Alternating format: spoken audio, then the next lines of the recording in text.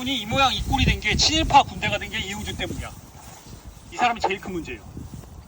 왜 이용준이 가장 큰 문제냐면은 우리가 소위 말하는 일본군 출신들이 자연스럽게 대한민국 육군에 뿌리를 내리게 하는데 가장 결정적 역할하고 가장 핵심적인 역할을 한 게 가야마 다케토시라고 불리는 이용준이에요. 이용준이 그래서 선생님들 왜 우리나라 육군의 가장 큰 문제냐?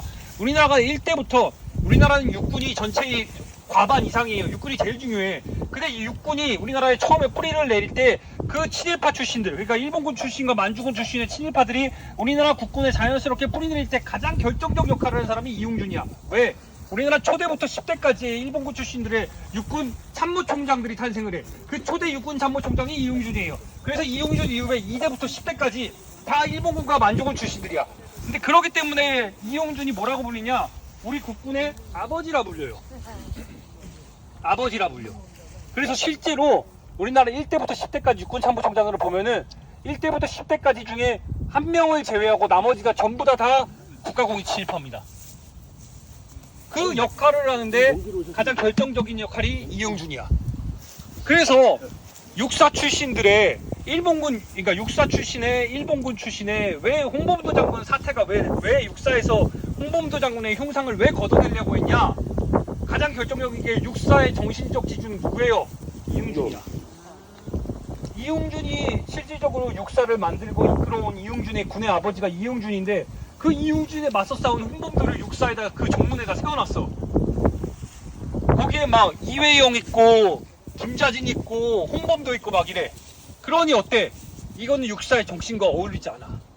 그래서 드러내려고 했던 거예요. 그걸 가장 앞장섰던 게 내란범 윤석열이었고 이용준. 그래서 제가 피가 거꾸로 솟는다고 얘기한 게 뭐냐면은 야스쿠니 심사에 잠들고 싶다고 말했던 신태형이 독립군 머리 위에 잠들어 있어. 그리고 군의 아버지, 우리나라 친일파 군대를 가장 만드는데 결정적으로 역할을 한 가야마 다케토시 이용준이 이렇게 머리 위에 있어요. 이게 안타까워. 그리고 이용준 같은 경우에는 친구가 한국 광복군의 사령관, 초대 사령관 선생님 누구예요? 지청청 장군이야. 둘 다 일본 육사 출신이야. 일본 육사 출신인데 처음부터 친일파였던 건 아니에요. 일본군으로 갔을 때 조선의 독립을 위해서 둘 다 싸우겠다고 맹세를 했어. 그게 요코하마 맹세예요. 둘 다 맹세를 하고 마침내 우리가 기회가 왔을 때 대한의 독립을 위해서 외치자고 해가지고 두 명의 그 청년들이 지청천과 이용준이 둘이 약속을 해. 약속을 해가지고 우리가 기회가 오면은 탈출을 해서 조선의 독립을 위해 싸우자. 그 기회가 마침내 왔네. 그게 뭐야? 1919년에 3.1혁명이야. 근데 그 기회가 온 순간 지청천은 일본군의 교본을 들고 만주로 가. 그래서 나중에 1940년 9월 17일에 대한민국 한국 광복군의 총사령관이 돼. 근데 그 당시에 일제에 남아서 부역을 했던 이용준은 그대로 남아가지고 포기하고 남아서 뭐가 돼요? 우리나라 육군 참모총장이 돼요.